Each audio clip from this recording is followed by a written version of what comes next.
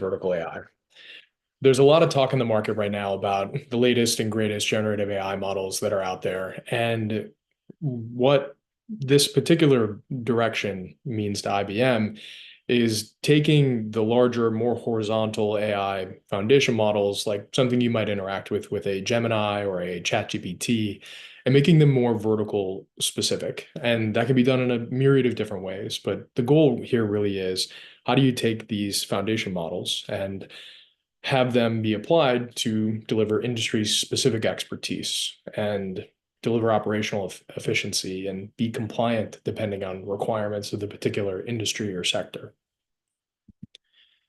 And it really, for software as a service companies and anybody who's building services or products with software, unlocks a lot of unique opportunities to do and deliver value to your end clients in this fast changing space.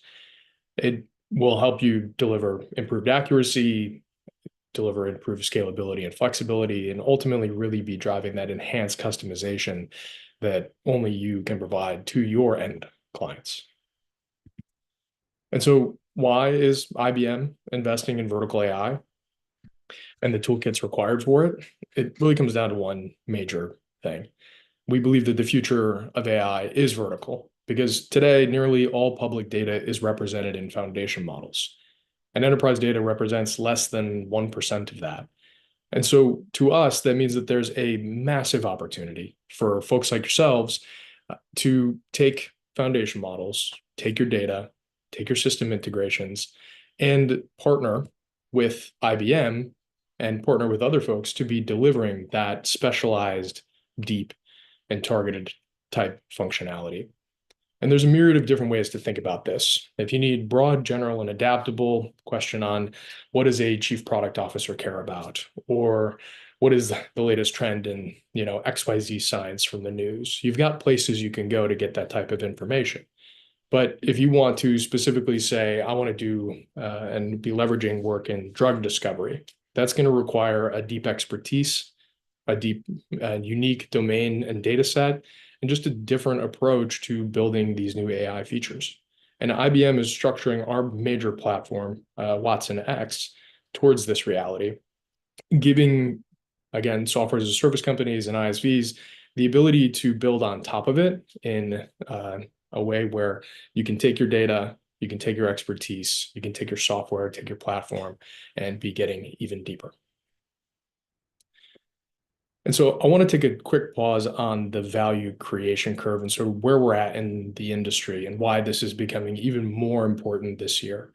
There's a lot of talk in the past couple of years about those first AI use cases, or how do you leverage a RAG pattern or do some fine tuning? How do you take a foundation model and have it support your customer service reps in their ability to understand and find questions quickly? Or how do you help a lawyer to do investigations on large amounts of data sets? These are things that are these amazing first use cases where people are getting a lot of significant amount of value from. Moving forward, we're starting to see a lot of people move towards things like IT automation, code development, digital labor and AI assistance, and ultimately more agentic workflows, which are conversations we are starting to see a lot more in the public vernacular related to AI. And this is really where that domain expertise, that specifics when we're talking about the pharmaceutical industry, or even simply sales technology, where you're going to have to go a lot deeper and, again, connect data with foundation models. And so IBM today is doing a lot of work in this space already. We're working with some of our strategic partners like ServiceNow, Adobe, and Salesforce to take our Watson X platform and deliver things like AI and autonomous agents for sales and service processes with Salesforce. But then we're also supporting folks like ServiceNow to leverage our models and governance, our platform for AI operations and trust and explainability, to make sure that when ServiceNow gives you an answer powered by AI, it's consistent. We understand why it gave that answer, and we believe that it's responsible and safe, if you will. But we're also working with folks that are more digital natives, like Applause, as an example, where they're leveraging Watson X to automate and optimize manual tasks related to software testing. So test case rewrite, test summarization, and much, much more. And that requires, again, in all of these, the ability to say, we want to be providing not just a foundation model that can be providing, general skill sets, but one that understands sales very well, or one that understands legal really well, or one that understands finance really, really well. So what is Watson X? What is IBM bringing to the table? We've got several different pieces and parts here that all come together to deliver a full stack AI platform. So at the top, and arguably the most important, is data. You're going to require connectivity to that information in order to have foundation models make use of it. And so with that, IBM has a lakehouse product called watsonx.data, which can be deployed anywhere. It's built on Apache Iceberg, and it's pushing the front end and cutting edge technology as it relates to lakehouses in open source. We also offer models, and we have over 28 different models available today from folks like IBM, Meta, Mistral, and more. And these are really focused on being open source. They're also focused on being smaller language models for cost affordability and ease of customization. We're also breaking out into spaces like time series, geo models, as well as code models, which again play up into this future agentic reality where you're going to have to string a bunch of these models together to produce a particular outcome. And the focus of today's talk will be around Instruct Lab. And so we also have a governance platform to make sure that it's trusted and explainable as you're producing these outcomes, and AI models are taking on more and more responsibility from your employees today. But then we also have assistants and agents, again, designed to pull these different pieces and parts together to be producing outcomes that ultimately drive value for your end clients and your business itself. So let me take a quick stop here with the watsonx.ai overview and platform. This is the one-stop shop for an enterprise-grade AI developer studio. It's where you'll find foundation models, again, by IBM, Mistral, and Meta, but also the ability to bring your own model from Hugging Face. We even have the ability to run DeepSeek, which I know is getting a lot of attention in the market today. But we also offer frameworks that are open source for building agentic workflows like LangChain, Llama Index, and Crew AI, and even frameworks for choosing the right RAG pattern, like our Flows Engine toolkit.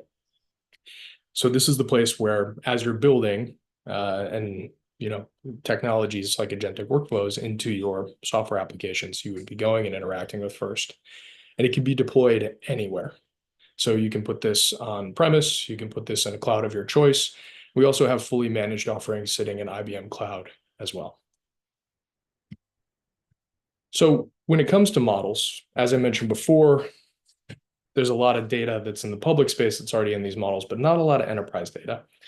So choosing the right model that you can run affordably at 42x lower inferencing costs and that 2 to 10 to 20 billion parameters range is really, we believe, important as we manage to scale here in the new year.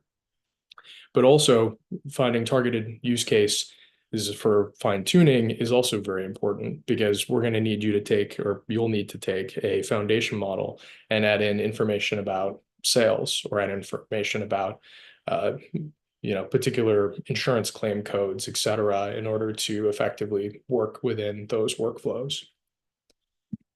And so as you're choosing those models, you're going to need to think about a few things.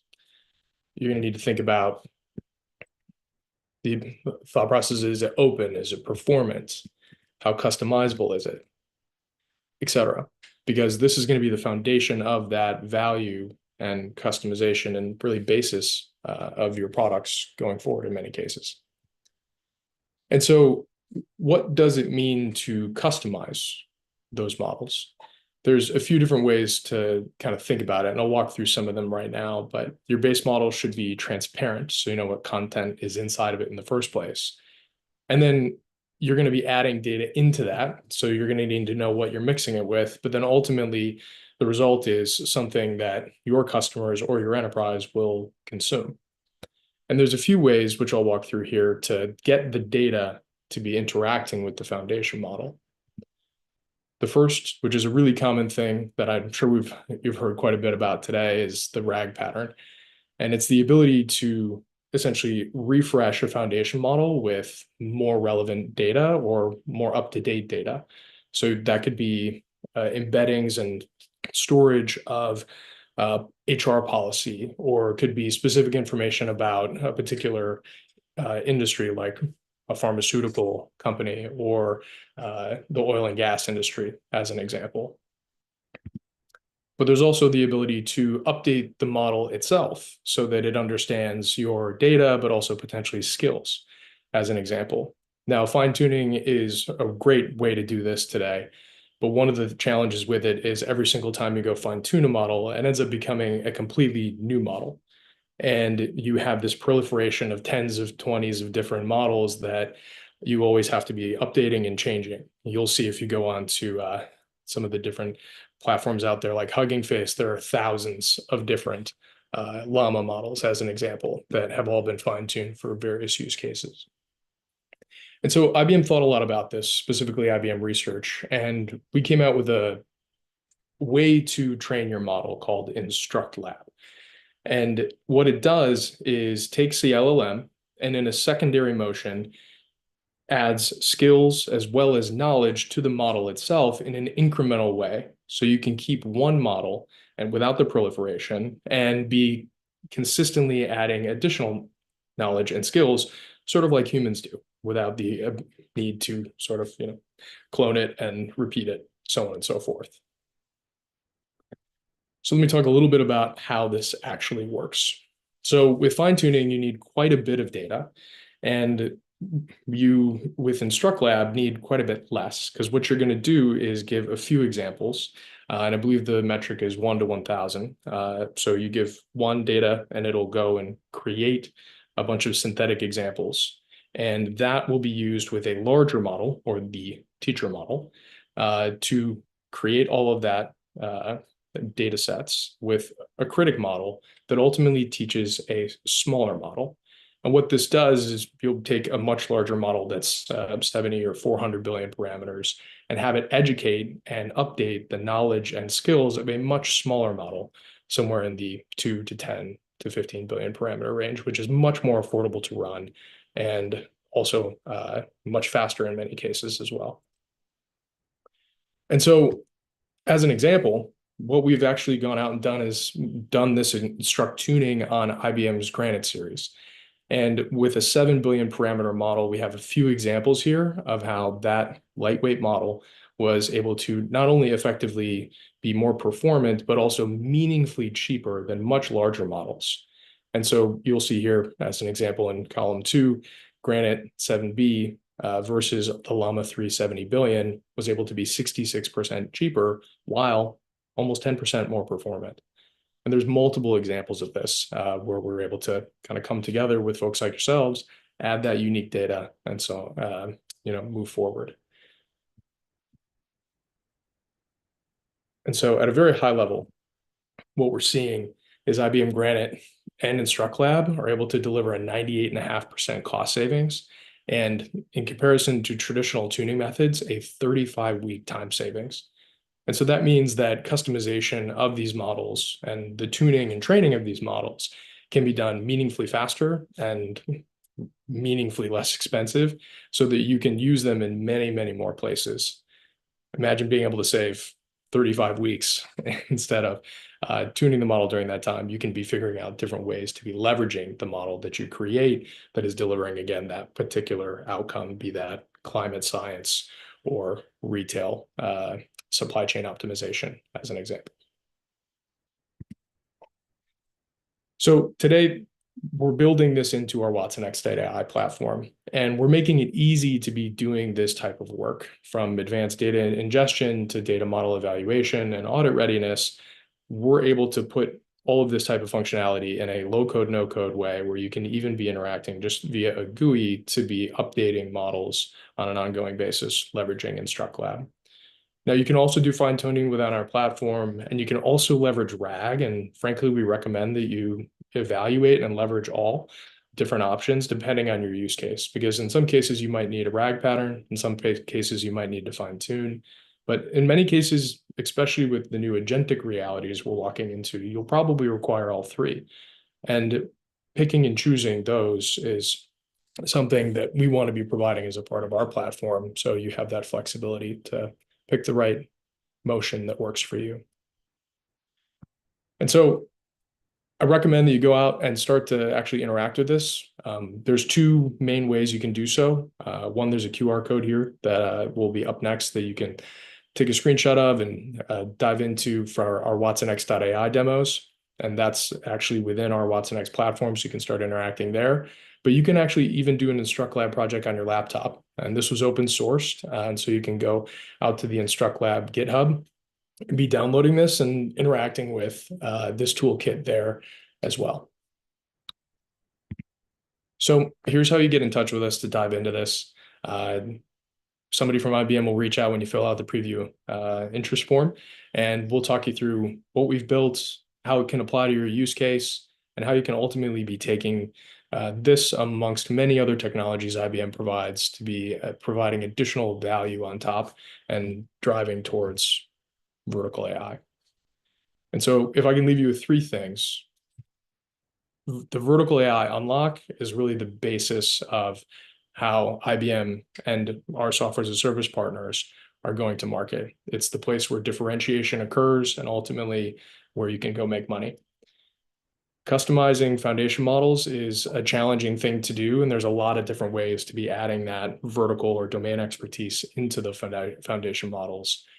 There's a lot of ways to do so, and IBM has unique ways like Instruct Lab, as well as common ways like RAG and fine tuning. And ultimately, the goal is accelerating differentiation. So if you have a set of data, a particular use case, we highly recommend that you reach out and would love to sit down and talk about how we can be applying our platform to be accelerating your outcomes.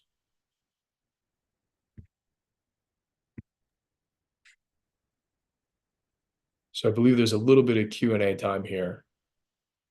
Yeah, let me grab some questions from the live stream. All right. First question we have from the live stream, and then if you guys are in the Zoom and have any other additional questions for Nick, just drop them into the chat, but we've got a few from the live stream as well. First question being, can you share some examples of successful applications built with IBM? It's a two-part question, so let's maybe do that one first.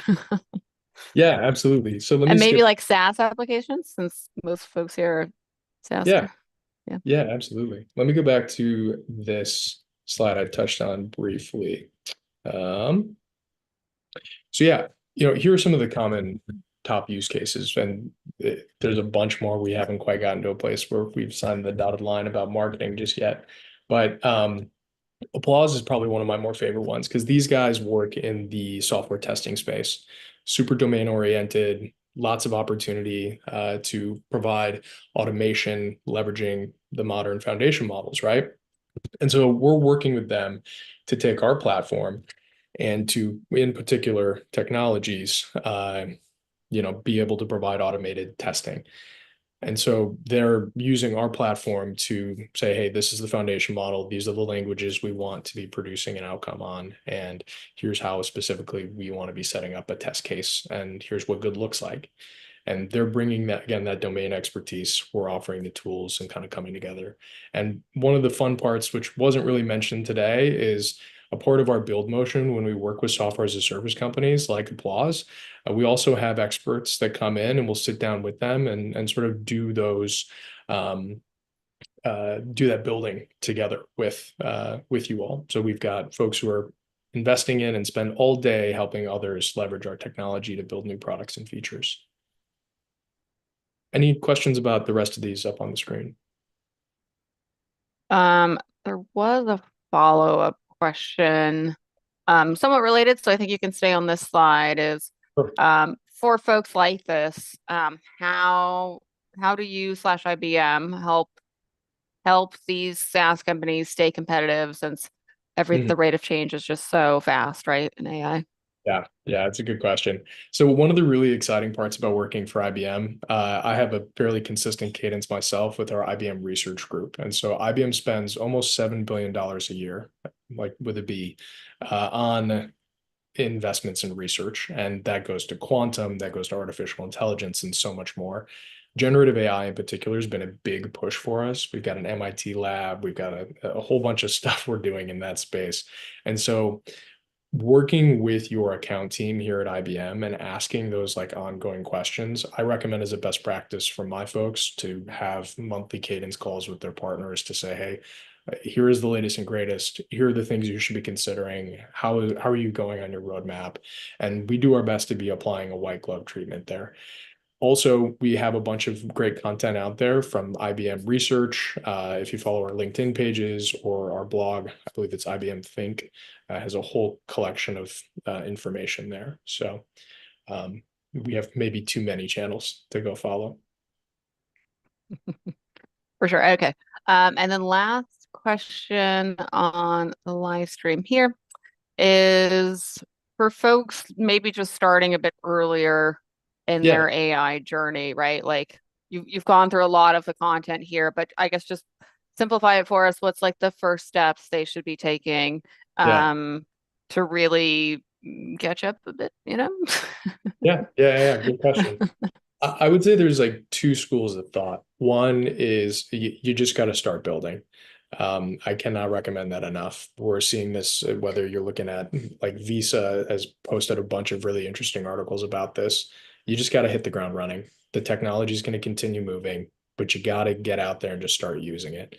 So it doesn't matter whether or not it's a use case you even deploy, especially in the last 2 years, we saw a lot of people just go build for the sake of building.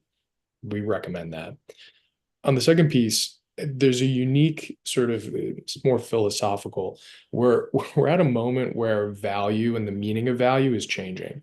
You can't just come in and provide integrations to different technologies and easy to use UI anymore.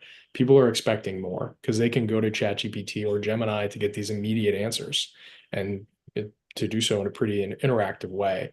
And so I encourage sort of a design thinking process or a first principles thinking process where you go back to what your core value is and then start to build technologies into what that is.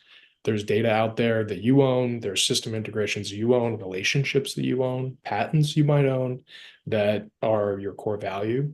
AI is supposed to be an accelerant on those. And it's getting tougher out there, but we also think it's going to be a lot more valuable for everybody. Cool. All right, Nick. I think we are approaching time. So for folks that have more questions, what's the best way to get in touch? I know you shared earlier, but what's the best way to get in touch with you slash IBM on this? Yeah, I highly recommend reaching out on LinkedIn. The QR code, which I'll flash back up here, is a good way to talk a bit about Instruct Lab, but it'll also get you into our process where we'll get you talking to the right folks. So yeah, Sweet. either direction. I Yeah, look forward. awesome. Yeah, thanks so much, Nick. We'll see you at SaaStr Annual with the rest of the IBM team. We're looking forward to it. And thanks everyone for joining this session on AI Day. We've got 2 more sessions to go, so we will see you guys there. Thanks again, Nick, and see you guys at the next sessions. All right. Thank you all so much.